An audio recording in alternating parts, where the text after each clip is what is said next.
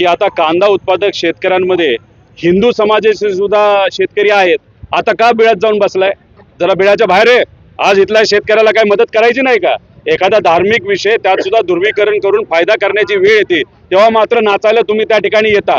इथं मात्र आमचा शेतकरी अडचणीत असताना, महिलांवर अत्याचार होत असताना, हिंदू महिला आणि सर्व जाती धर्माच्या महिलांवर अत्याचार होताना तुम्ही गप्प बसता.